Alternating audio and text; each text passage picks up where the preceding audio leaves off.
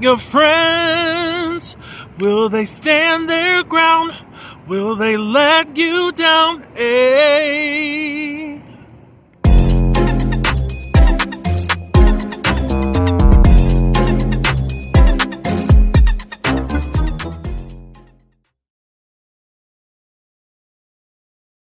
Hey, what's up, everyone? My name is Lionel.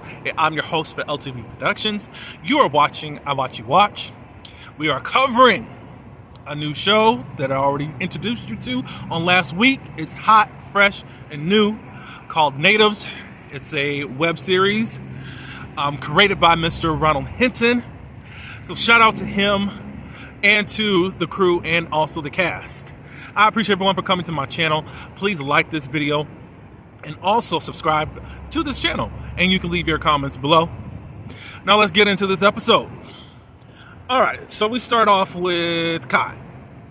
Kai is heating up some milk. Now, there was something significant about this scene that I may be just looking too deeply into. But as Kai is boiling the milk, you're hearing this intense breathing, like there is this anger or some type of emotion that's coming out, and then all of a sudden, the milk starts boiling over. Of course, that could be anything from just the milk boiling over because Kai is distracted. But then I got to thinking, is the boiling of the water or the boiling over matching what's happening on the inside of Kai? Again, I could be thinking too deeply about this. And then I also thought, okay, so it's boiling over.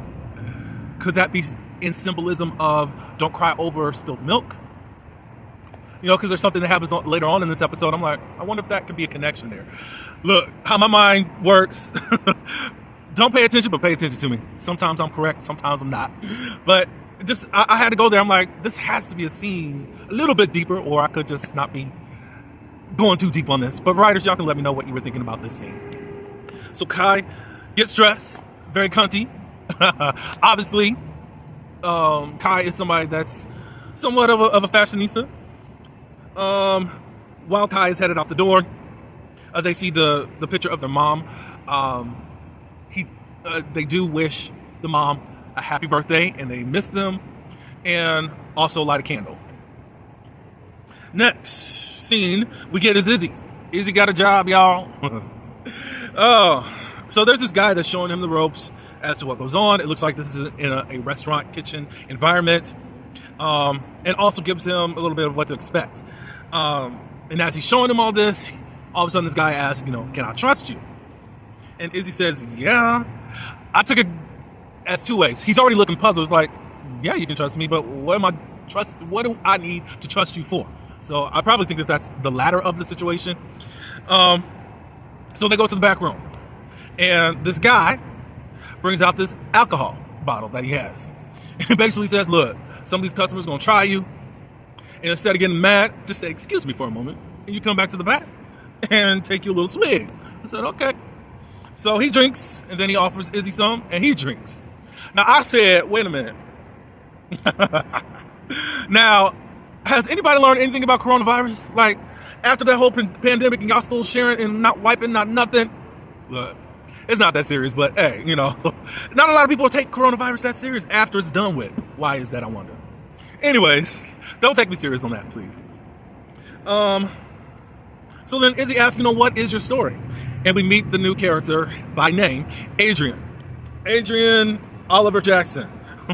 We know that he was born on October 19th in 2000, I think at 10:30 at night. And Izzy he's like, is that too much in the past? Yeah, like, what's going on with you now? We find out that he's been employed at this restaurant for 3 weeks. So then I said, dang, obviously there's a heavy turnaround at this restaurant if someone who's only been there for 3 weeks is able to show the new guy the ropes as to what's going on. But he already needs some alcohol, so it's like, okay, you know what you're getting into, Izzy. He's been living in the city for a month, and he comes from Ohio. And then next thing I heard was his reaction that really was boiling or cooking my grits, as Denzel Washington said in one of his movies. Ew. Why am I hearing ew from either one of you? Look, don't be talking about the Midwest. I'm from the Midwest. And some of us are great, and some of us are less than great. But leave us alone. I'm from Illinois.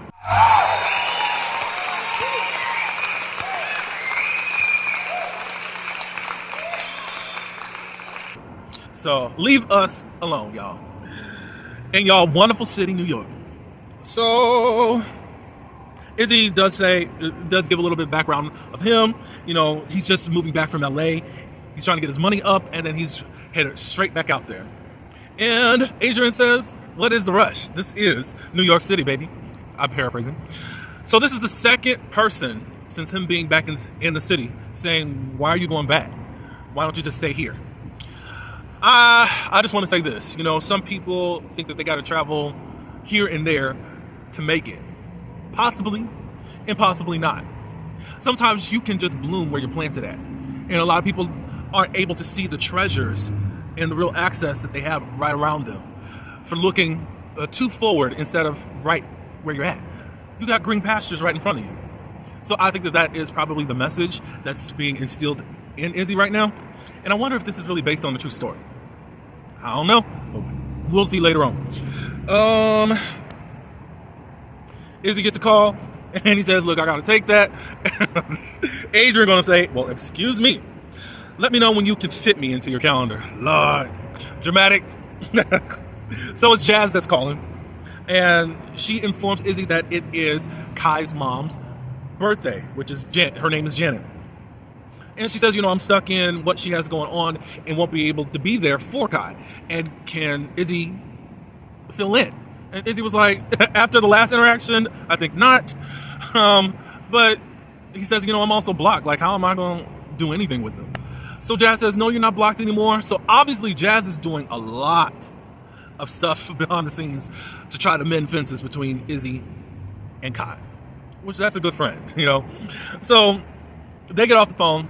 Izzy texts Kai, said, hey, you know I'm probably the last person you want to hear from, but I do know that this is your mother's birthday. You want to go hang out in the woods? We can smoke a little bit. And Kai gave no resistance because obviously Kai needs someone. Jazz also said that Kai is someone that's going to probably act like they don't need any assistance. But look, Kai does. I think Kai asked, you know, what's the time? And Izzy says 7 o'clock. Cool. Let's see. Okay. The next scene we see is Kai is dancing. We see the art come to life through dancing through them. The next scene after that, Kai calls over, is her name? Kate. Kate comes over and Kai asks, you know, what about the position? And then she's like, oh, I meant to email you. Meant to. That right there would have got me like in myself like, huh? We gave the position to Cliff. And we know she's not talking about Heathcliff Huxtable, talking about Clifford. So Kai was like, well, you know that I am a professional. You know how much, what is the word? How much experience I have, and I'm the right fit for the position. And then Kate was like, I know, you just got to keep it going. You know, there's a lot of talented people that have been in your position, and you will get it. So I think she said something like, I know, boo. I said, boo. I'm glad that Kai had the same reaction. I'm like, boo. We ain't friends. We ain't on the same level. Don't try to, people will try to patronize you and manipulate you and think that that's supposed to soften up or get you to back off, knowing that they're treating you wrong, and you know that it's not an unfair situation. But really, Kai's been passed up for a position. Obviously, we don't know what the issue is, but they're being passed up for a specific reason. I don't know if we're going to deal with that later on to see what's up, but in that department, but we'll see. Later on, we get introduced to the latest cast member, Julius. Julius brings some barbecue wings and also some sweet potato fries for Kai. Kai was like, you know, you don't really have to do this all the time. I said, Julius said, but I want to. And then Julius asked, you know, are you good? And Kai snaps at him after Kai says, yeah, the first time. And then he says, are you sure? Yeah, da-da-da-da-da-da-da. I said, Kai, you know you didn't have to treat Julius like that. He was being nice to you. And like, Lord, all I can say is Julius. If Kai gonna treat you like that, here's my number. Use it. Use it. Anyway, we go back to Adrian and Izzy. Adrian states where he's living at, and I guess it's really close to Izzy over on Riverside. I don't know anything about that area, so obviously it's a more well-off area.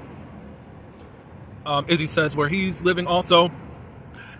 Then Adrian says, I met this guy on a dating app. They named it, and basically this dude is allowing him to stay there with no pay. And Izzy like, really? He's like, yeah, I caught him peeping at me a couple of times, but nothing's happened. And Izzy's like, I'm concerned for you. He's like, look, if push comes to shove and he wants me to suck a little, I'll do it. He's not that bad looking. And again, it's free. So I said, look, you think it's free, but you're really paying, Mr. Adrian. So at this point, Adrian's like, don't judge me. Like, I'm not really, don't slut shame me. Like, no, I'm not slut shaming you. Your body, your choice. It is odd, Adrian, and I think that you should possibly take that into consideration. We're in the sex positivity culture and era, and I think it's cool.